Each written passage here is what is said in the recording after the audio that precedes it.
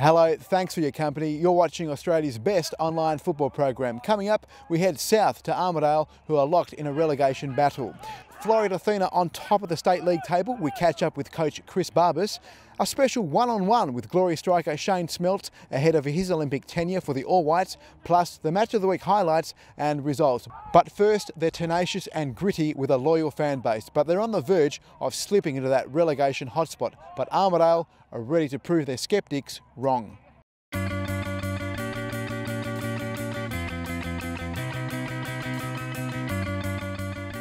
We've always been considered one of the those relegation battlers. I think what Armadale does bring is some some good heart and passion for the game. We bring a great supporter base for the league, which I don't think is bettered by anyone. So I think we are an important factor of the overall league. We want to invest in the youth and bring the youth up through the juniors into the 18s, the reserves, and then into the first team. And there's a real good nucleus of young talent here. We've got some good people in place this year, and we're on the committee, also in the coaching aspect. Very happy with how things are progressing. We knew at the start of the season it was going to be tough. We thought that we could be 5 down with no wins, and that was the case. But in those performances, we knew that sooner or later we were going to turn it round. And once the boys played more together, started to gel, we've started to get the results. So we're looking forward now to the second half of the season and improving on what we've done so far. The lure of top 5 now more realistic than ever. I think so. You know, you've got to have goals and aims and things like that. So top 5 is something that we're aiming for whilst it's still there, definitely. From New York, USA to Armadale in Perth, Western Australia. How did that happen? Yeah, I'm from Queens, New York originally, and just finished playing college soccer and got an agent, got me the contact at Armadale, and now I'm here. Coming into the year, everyone was tipping us for relegation, so to be where we are now is a big accomplishment. I mean, coming into the season, we didn't really know how each other played, our strengths and weaknesses, so now we're getting the hang of each other and we're playing well. It must be hard for yourself coming from the USA to hear different mentality, different playing style. I mean, how hard is it? Very different style than I'm used to. The strikers here, I think, are a lot more clever and technical on the ball. Compared to in America, it's more about just pace and physicality, so that's a big difference I had to adjust to. Everybody seems to be beating everybody at the moment, and it's really important that if anyone can string a run together, they're going to have success. We do have a small squad. Injuries and suspensions will hurt us. If we can keep players on the park, then hopefully we can get that level of consistency that will put us on a run there and into the top 5. I'd like to think that someday we could be one of the bigger teams competing against the bigger clubs. However, that's what we will dream for. Any suggestion that Armadale is done and dusted? Is that far from the truth? I think so, yeah. I think people will be watching out for us to crack that top 5.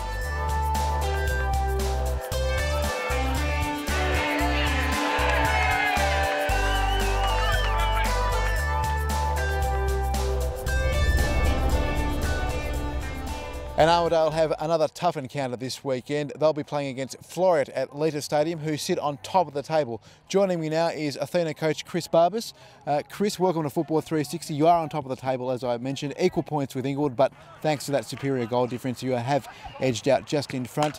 Happy days at Athena camp at the moment. Yeah, look, it's been good. We've avoided too many major injuries, so yeah, we're in a good run of form at the moment, which is good. As I said, you do have Armadale at home this weekend. They're going to be coming at you hard. They're desperate for points. They're going to be throwing everything at you, including, some would say, the kitchen sink. Yeah, look, Lee Bamba's a very astute coach, and he's, he thinks his game's out and his opposition, and no doubt he'll have some tactics to try and counter our attacking strengths. So yeah, we'll have to just go there and again focus on a performance that we know we can do. Liam Boland, he's been snapped up by Perth last week. Does his loss now hurt you? A key front man for you? Who? Liam Boland. Liam Boland. I take it he's not much of a loss then. Oh, look, Peter, we've got we've got 11 players who have got on the score sheet this year. So, and we've scored 40 goals, and you know, he contributed 7 of those goals. So, look, we've forgotten about him now, and obviously we need to just focus on what we can do best and how we can play at our best. And Liam was just an avenue that we had, and obviously we've still got the strike power to do the job, even though he's gone. So come round 22, Chris, where will Athena be? Look, we've reassessed our goals at the halfway stage of the season, and the players are really hungry to play in finals, and we're also in the semi-finals of the Cup too, and they're really excited to be involved in that. So, yeah, we want to be part of the final series. There's no question about that, and there's a good buzz about the group, and we all know what we have to do. All right, but first it's Armadale at home this weekend. Speaking of Armadale, they had a chance to secure 3 points at Inglewood last week. Here's the match highlights with Ashley Morrison.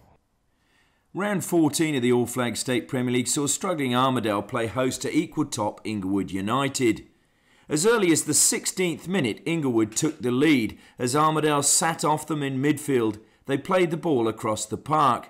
Kanigia to Richmond, to Samet, to Jovic, who looked up, picked out Basinski, who was allowed to head home from 5 yards.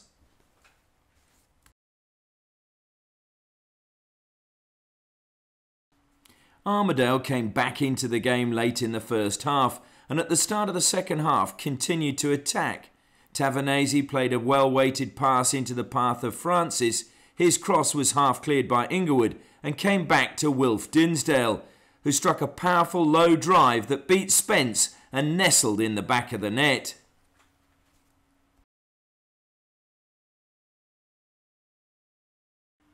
Yet within 10 minutes, Inglewood had restored their lead.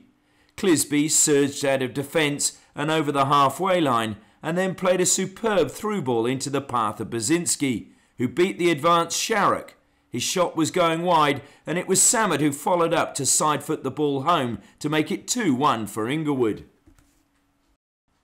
Inglewood mounted another attack when Basinski cleverly found Kanigia. He looked to have a clear run at goal, but Mark McClements did well to get back and put in a telling tackle. As Armadale looked to clear, the referee blew for an incident behind play, and Basinski was shown a straight red card, and Inglewood were down to 10 men. It didn't seem to affect Inglewood, as within 5 minutes they'd stretched their lead. Kanigia picked up the ball inside his own half, found Samet, who slipped it back into his path, and he surged through the midfield. He moved the ball onto his right and fired a powerful shot past Sharrock to make it 3-1.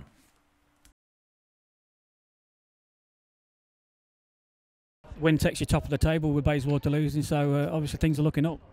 Yeah, well, you know, we just take it, it's a stupid phrase, I suppose, but 1 week at a time. And, you know, I keep saying to people, I think we're overachieving, and I like it when we overachieve. I'd like to think that we can stay there, but we've got a really tough run coming up, and this will test us out to our max in the next 4 to 6 weeks. Well, congratulations on today's win, mate. Yeah, thanks, mate. Thanks. In other games, Balcatta versus Stirling was postponed due to Western Power carrying out work at Balcatta's ground. Perth were back to winning ways after 5 games without a win. They put 4 past Sorrento. While ECU Joondalup stunned many with a late winner from the penalty spot from David Foster over Bayswater City, who'd started the day top of the ladder. That win and the Western Knights loss to Floreat Athena makes things very tight at the bottom of the ladder. As we look at the league table, just 3 points separate the bottom 4 teams, and relegation could well be decided on goal difference. At the top of the table, Bayswater's loss sees them slip to 3rd, while Floreat Athena sit on top on goal difference from Inglewood United. Yet Sorrento and Perth are still within striking range in 4th and 5th. Looking ahead to this weekend's fixtures, the Western Knights, Armadale and Bunbury, all struggling at the wrong end of the ladder, face tough challenges when they meet Bayswater, Floreat Athena and Perth, but don't be surprised if there's an upset in one of those games. Balcatta meet Inglewood United after a week off, while Joondalup, fresh from their victory, have a local derby away at Sorrento.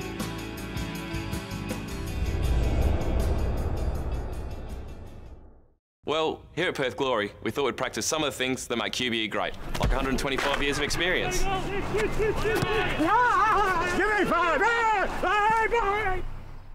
We trialled a new fraud replacement policy.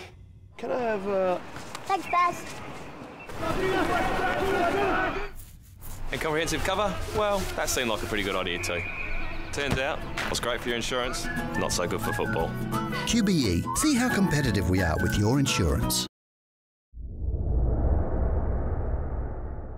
It's still 3 months before Glory kick off their season, but training has already begun. Football 360 caught up with Glory striker Shane Smeltz on the season ahead and his bid for gold at the London Olympics with New Zealand. The boys are already working hard, and some new faces here, and it's all about sort of getting to know each other and knuckling down and working hard for the start of the season. I think I think there was a big turning point last season. I think, the squad's obviously and the club is proud of what we've done last year.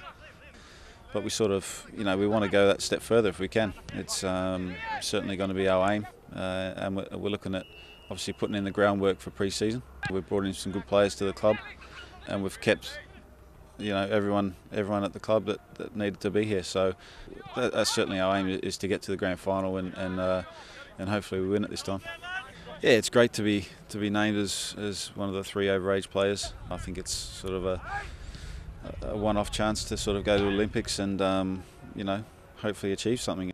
We've got Belarus first, and then we play Egypt at Old Trafford, and then Brazil at St James. So it's 3 interesting games and 3 big ones. I think going to the Olympics it'll hit you once you sort of get there. I think I'm extremely excited about going.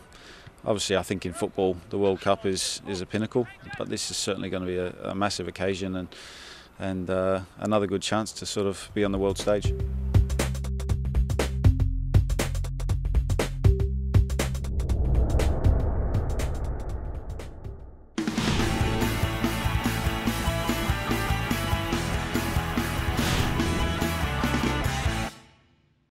Today's fitness football tip is front squats. Front squats is a compound exercise that uses most of your muscles in your legs and also your core.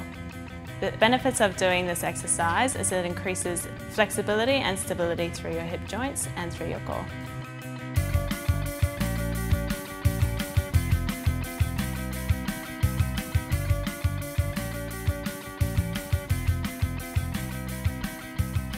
Stand with your feet shoulder width apart and squat back into a squat.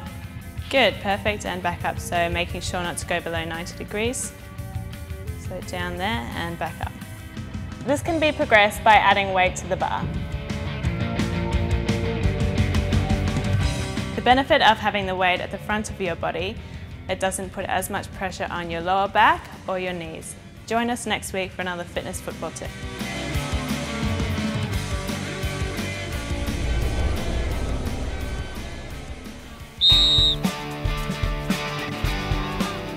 It's carnival time. Hundreds of country high school students from across the state have converged on Perth for a fun-filled week of sport. Among the codes, Our Game, featuring students from Karratha to Esperance who took to the field on McGilvray Oval, vying for top honours.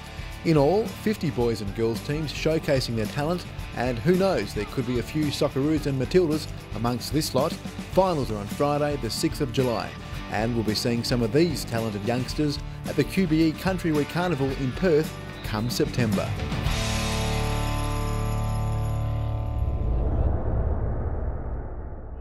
And that wraps up another busy episode of Football 360. Remember to tell us your local football story, and you'll see us again next week. Until then, bye for now.